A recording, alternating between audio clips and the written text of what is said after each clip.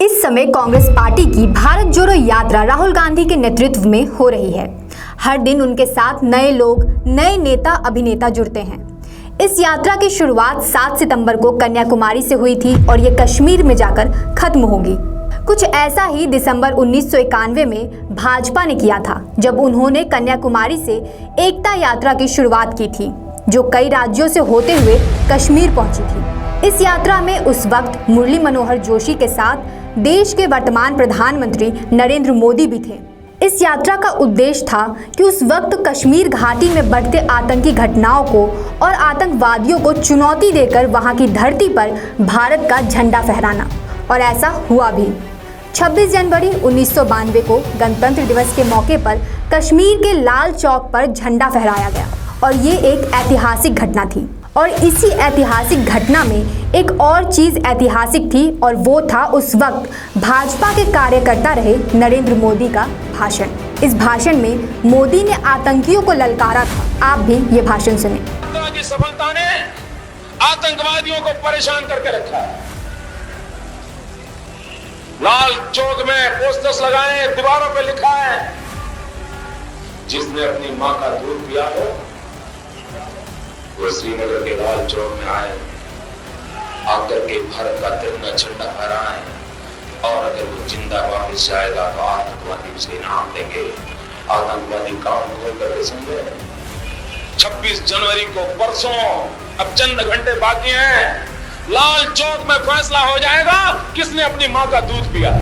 इस भाषण को सुनकर आपको पीएम मोदी का 2019 का वो भाषण याद आ गया होगा, जो उन्होंने अहमदाबाद के एक रैली में दिया था, जहां उन्होंने कुछ इसी प्रकार पाकिस्तान और आतंकवादी को खुली चुनौती दी थी और कहा था कि ये हमारा सिद्धांत है कि हम घर में घुसकर मारेंगे।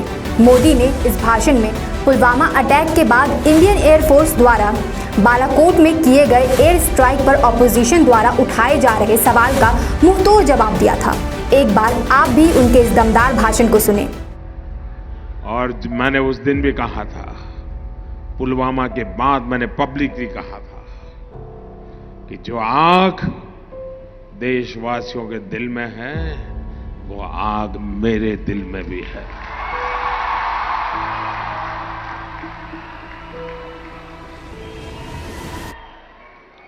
अगर उस समय सरकार में दम होता तो अहमदाबाद की सिविल अस्पताल में निर्दोषों की जान लेने वालों को वहां जाकर के भी हिसाब चुकता कर देते। अरे देश की जैन सेना ने पराक्रम किया है, देश की सेना ने हिम्मत दिखाई है, और मैं दोस्तों इंतजार लंबा नहीं कर सकता।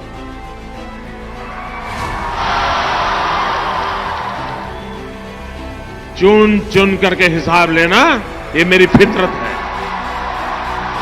ये हमारा सिद्धांत है। हम घर में घुस के मारेंगे। कोई देश ऐसी असहाय अवस्था में नहीं रह सकता है।